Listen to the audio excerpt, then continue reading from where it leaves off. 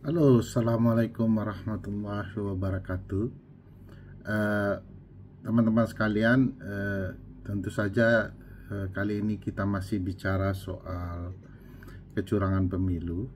Eh, Sebagaimana kita ketahui bersama, beberapa minggu yang lalu sebelum libur Lebaran, empat menteri memberikan kesaksian atau keterangan ya sebagai pihak lain di Mahkamah Konstitusi berdasarkan PMK nomor 4 2023. Keempat menteri itu adalah Pak Muhadjir Effendi, Pak Airlangga Hartarto, Bu Sri Mulyani, dan Bu Risma. Keempatnya adalah orang yang dikaitkan dengan isu politik gentong babi. By the way, Baswe, perlu dijelaskan dulu, gentong babi atau politik gentong babi itu berawal dari tahun 1800-an ya, ketika Amerika masih memegang gagasan perbudakan. Nah, tuan-tuan tanah biasanya untuk memberikan simpati atau rasa sayang para budak kepada tuannya sehingga mau bekerja keras dan menganggap tuannya baik, adalah dengan memberikan gentong yang berisi daging babi yang diawetkan, yang dibaluri garam begitu ya. Nah, mereka biasanya akan menebarkan gentong babi itu lalu diperebutkan oleh para budak, dan para budak berterima kasih atas kebaikan tuan itu, para tuan perkebunan itu, karena telah mau berbagi daging-daging babi. Ini kurang lebih mirip politik etis ya. Di era penjajahan Belanda, para tuan-tuan itu memberikan kesempatan yang sama kepada anak Indonesia untuk mendapatkan layanan kebijakan yang menguntungkan seperti pendidikan dan lain-lain, sehingga kita, orang yang dijajah, merasa penjajah kita itu baik. Padahal sebagaimana para budak itu, tuan tanah itu memanfaatkan mereka, memeras tenaga ya tanpa digaji, lalu kemudian memberikan daging-daging babi. Kurang lebih politik etis seperti itu. Nah, dalam politik ini digunakan peristilahan ini untuk menggunakan insentif dana agar pemberi dana dapat terpilih kembali. Jadi lumrahnya ini adalah politik pemanfaatan anggaran negara dengan memberikan pos-pos tertentu agar dia terpilih kembali, re-elected ya, biasanya incumbent. Itu bisa dilihat di jurnal Eric Maskin ya, dan juga satu buku yang menarik soal tulisan Andrew Sidman ya, Pork Barrel Politics: How Government Spending Determines Election in a Polarized Era ya. Mereka menceritakan bagaimana pola penggunaan dana ya yang dipakai untuk kemudian bisa dimanfaatkan untuk kepentingan politik. Jadi ini semacam strategi politik sebenarnya, tidak menggunakan uang negara, tetapi mereka masih dapat keuntungan politik dengan terpilih kembali. Jadi memancing dengan kail orang lain ya, kurang lebih kail negara gitu ya. Dan bagi saya ini catatan politik lumrah yang digunakan oleh banyak konsultan politik dan berbagai pihak. Jadi tidak heran ya konsultan-konsultan politik Pak Prabowo Gibran menjadi ahli dan menjelaskan bahwa tidak ada relasi politik gentong babi dengan tingkat keterpilihan. Tentu saja itu kalau dilihat dengan berbagai referensi, pendapat mereka bertentangan. Padahal kalau kita belajar ilmu politik, hukum tata negara, kepemiluan, kita tahulah bahwa ini politik gentong babi yang menyalurkan atau membangun insentif dana untuk incumbent dapat terpilih kembali. Tentu Pak Jokowi tidak sedang incumbent, tetapi dia memanfaatkan politik gentong babi untuk keterpilihan anaknya atau Pak Prabowo, begitu ya. Dan itu luas sekali referensinya, bahkan hampir tidak bisa ditolak ya pandangan bahwa penggunaan dana insentif bansos adalah politik gentong babi. Politik gentong babi itu tidak hanya terjadi dalam bansos ya, atau BLT atau PKH begitu ya, tetapi bentuk politik gentong babi itu bisa bermacam-macam. Misalnya menaikkan gaji, saya sudah ulas kemarin ya, misalnya menaikkan gaji penyelenggara pemilu, Bawaslu, KPU sebelumnya begitu ya. Itu bagian dari politik gentong babi untuk kemudian membangun ya psikologi agar penguasa yang memberikan dana, insentif dana itu adalah orang yang baik dan harus dipilih kembali. Jadi kurang lebih begitu. Itu sebabnya tidak diperkenankan dalam konsep kepemiluan yang wajar politik gentong babi itu diperbolehkan. Nah, ada beberapa pendapat, Maskin misalnya menceritakan bahwa politik gentong babi itu adalah politik yang tidak efektif sebenarnya untuk membangun pengelolaan anggaran, sebab anggaran dikucurkan bukan untuk kepada yang membutuhkan. Itu sebabnya dia juga mengatakan ini anggaran pasti tidak tepat, harusnya untuk minoritas tertentu. Minority ini kan bukan karena sekedar jumlah ya, tapi orang yang katakanlah membutuhkan anggaran negara karena ketidakmampuan mereka. Uang itu dikucurkan untuk misalnya keluarga yang memang butuh bantuan sosial ya, program keluarga harapan, PKH, dan bahkan BLT begitu ya, karena kondisi-kondisi tertentu. Lalu dipindahkan kepada target interest group yang menurut Maskin itu tentu jauh dari peruntukan anggaran itu, karena target interest group itu ditujukan untuk diberikan bantuan agar terbangun psikologi mereka untuk memberikan pilihan kepada para incumbent. Nah, memang sebagian mengatakan bahwa inilah keuntungan petahana memperoleh rekayasa anggaran untuk kepentingan elektoralnya.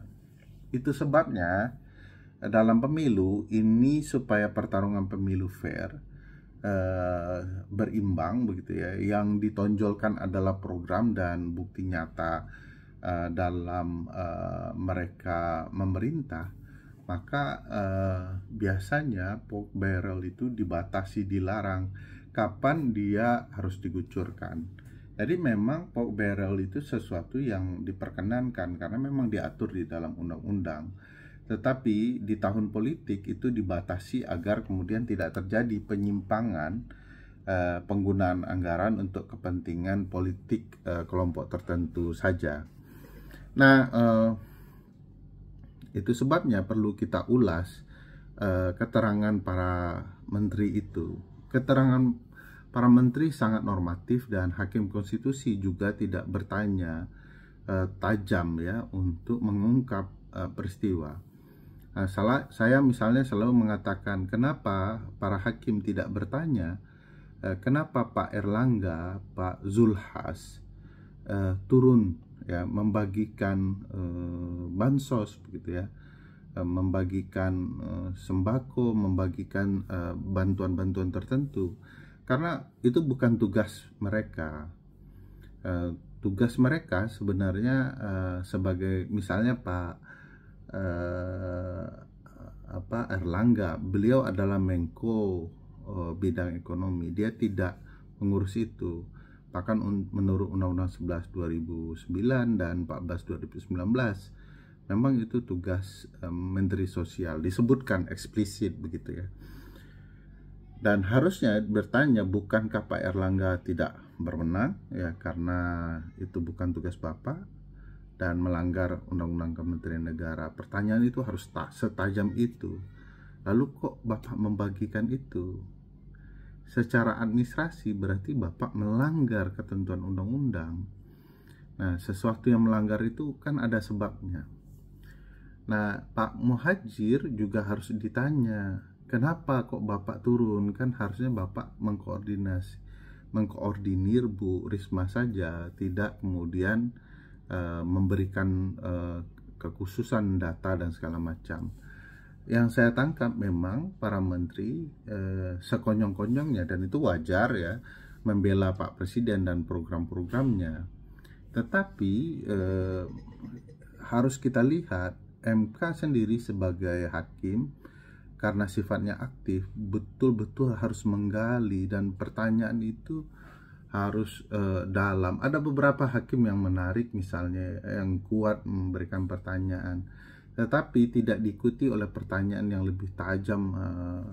Misalnya pertanyaan kenapa Presiden mendatangi daerah-daerah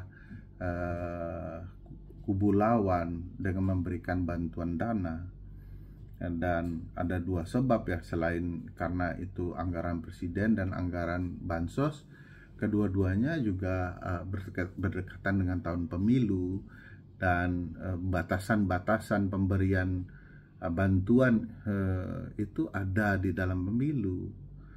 Kalau kemudian bantuan itu lebih dari jumlah yang ditentukan di dalam ketentuan undang-undang dan PKPU, bagi saya itu pelanggaran pemilu. Pertanyaan hakim, kenapa kemudian tidak hanya kepada para menteri ya, kenapa tidak ada KPU yang kemudian menegur mereka? Apakah ada percakapan yang menegur lalu dibantah teguran KPU itu, sehingga kemudian ada alasan kenapa KPU tidak bertindak atau Bawaslu tidak bertindak. Nah, ini tidak terelaborasi dengan menarik di sidang kemarin begitu ya. Bagi saya juga ya, kalau cuma sekedar menghadirkan untuk pada dasarnya nanti melegitimasi proses penyelenggaraan pemilu yang karut marut, ya bagi saya ya drama saja ya. Dan MK tidak akan memberikan pembelajaran yang baik untuk peserta pemilu, karena kecenderungan mereka akan berpikir ya curang sehabis-habisnya, karena juga nanti tidak akan bisa dibuktikan. Jadi ini memang harus ada upaya ya untuk membenahi pemilu kita agar peserta tidak mencurangi pemilu sehabis-habisnya, lalu nanti di MK jarak yang terlalu lebar itu membuat kecurangan-kecurangan itu diabaikan. Nah, ini perlu pendalaman yang sangat serius. Nah, kemarin itu menurut saya memang pendalaman itu hilang karena Hakim Konstitusi mendapuk dirinya sebagai orang yang paling membutuhkan keterangan para menteri. Padahal apa standarnya secara konsep beracara para pihak tidak diperkenankan bertanya? Hakim tidak memberikan penjelasan, padahal penting sebenarnya publik diberikan hak untuk melakukan elaborasi terhadap para menteri. Nah, sekali lagi yang mengkhawatirkan adalah ada upaya untuk mengabaikan nilai-nilai penegakan hukum yang baik dalam sandiwara persidangan di Mahkamah Konstitusi.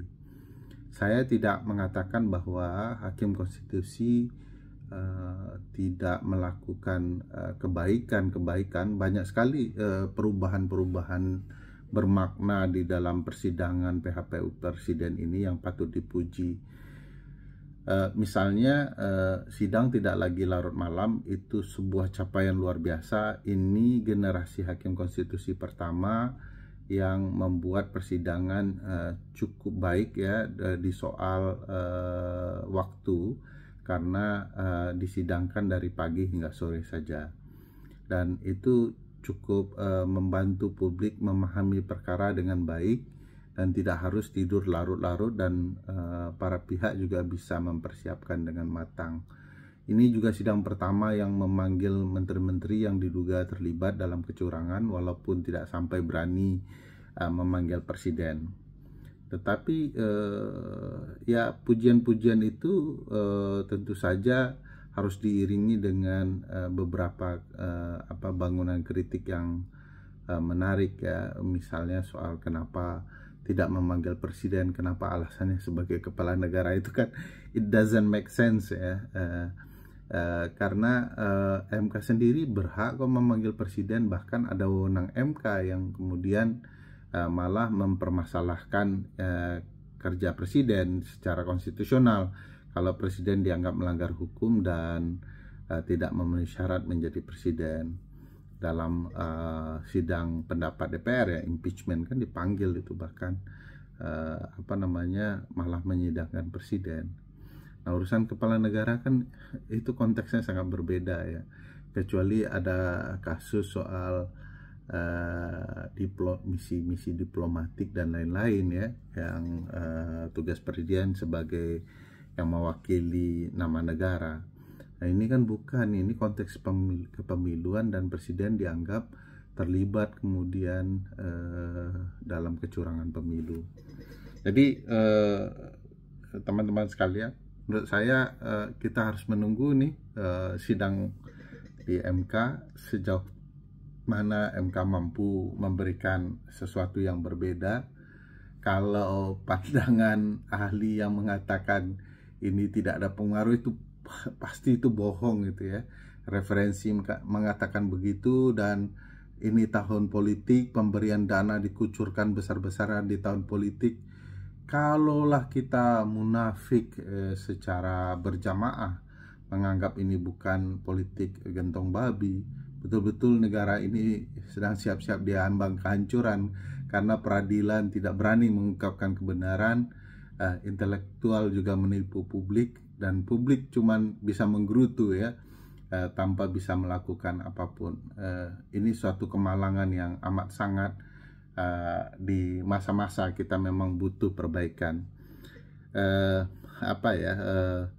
Konteks pemilu ini banyak sekali yang perlu didalami oleh publik, tetapi alhamdulillah menurut saya dalam konteks pemilu 2024, lepas dari berbagai kecurangan yang luar biasa terjadi, secara politik publik berkembang ya, memahami berbagai sequence dan peristilahan politik yang menurut saya menarik untuk diselami oleh publik, agar publik mengerti politisi ini maunya apa dan bagaimana mereka bekerja, sehingga publik tidak seperti objek yang dimanfaatkan saja, tetapi betul-betul subjek hukum yang bisa mandiri, bisa berkembang, bisa kemudian menjadi pemilih yang baik. Dan perlu diketahui teman-teman sekalian bahwa angka partisipasi kita yang luar biasa besar sebenarnya adalah sesuatu hal yang mencurigakan, karena biasanya di negara-negara yang maju demokrasinya tidak mudah meyakinkan publik untuk ikut memilih. Memilih bagi mereka punya standar tersendiri, kapan relasi orang yang maju dengan mereka sebagai pemilih terbangun. mereka bisa mempertanyakan bagaimana program apa yang Anda kerjakan, dan itu sebabnya kami akan memilih karena sebab-sebab itu. Tetapi kan relasi kita jauh sekali antara orang yang mewakili kita dengan kepentingan publik, tapi publik kita rame-rame tetap memilih. Ini sesuatu yang janggal yang perlu kita dalami. Apakah ini digerakkan karena kepentingan pemilih, atau orang pemilih Indonesia memang rajin memaafkan dan memaklumi, atau memang ada politik gentong babi, money politik yang bermain yang membuat mereka bergerak. Nah, hal seperti ini kalau dipelihara memang demokrasi kita tidak berkembang. Pemilih akan selalu menjadi objek yang dipermainkan dalam politik, dan itu tentu saja akan merusak demokrasi. Nah, kondisi dengan dominasi Pak Presiden Jokowi ini sebenarnya harusnya membangun kesadaran partai politik untuk betul-betul menjadi partai, ya, agar kader-kadernya yang mumpuni betul-betul dipilih bergerak karena betul-betul dididik secara politik di partai politik, bukan karena referensi kesukaan elit partai politik kepada orang-orang tertentu.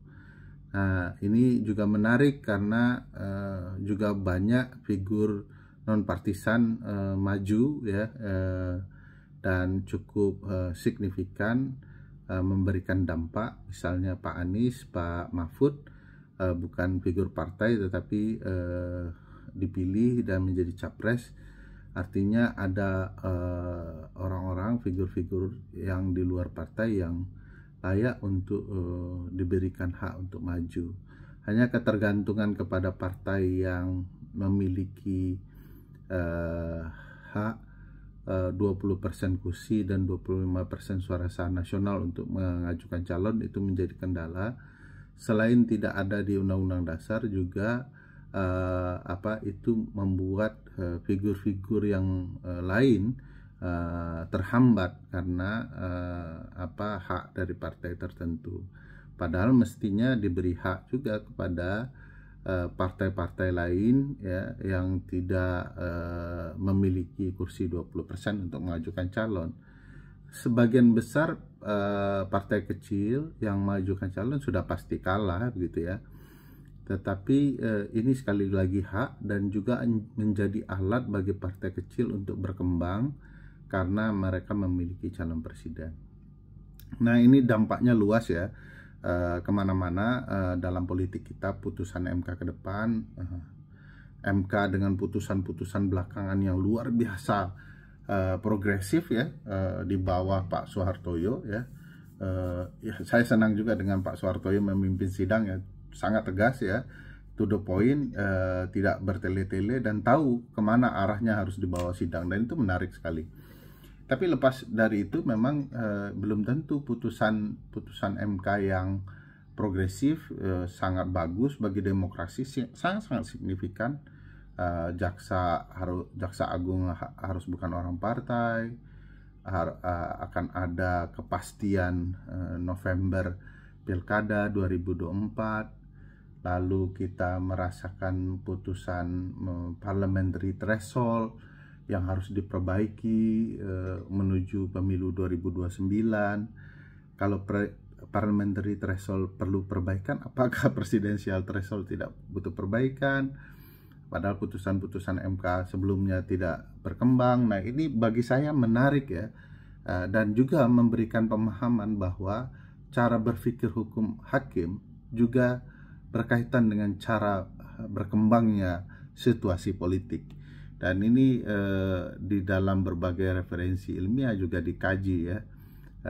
Bukan hanya cerita judge make the law, ya, justice make the law, justice untuk hakim agung, hakim konstitusi, ya, judge secara umum, hakim membentuk hukum karena terpengaruh ruang-ruang yang ada di sekelilingnya, kepentingan, cara berpikirnya sebagai manusia yang berkembang. Dan putusan MK sudah menunjukkan itu sebelum PHPU Pilpres, Dan tentu saja itu bukan jaminan PHPU Pilpres akan jauh lebih baik, memberikan perkembangan luar biasa. Tetapi setidak-tidaknya MK saat ini membangun peradaban konstitusionalnya yang jauh lebih baik dari generasi sebelumnya.